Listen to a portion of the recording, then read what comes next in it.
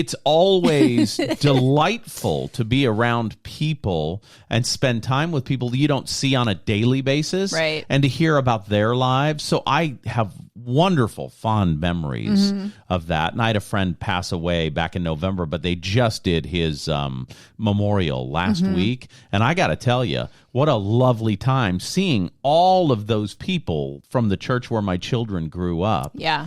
To come out and remember our friend. Yeah. What a lovely time. So anyway, I think the communal part of eating with people is the best part.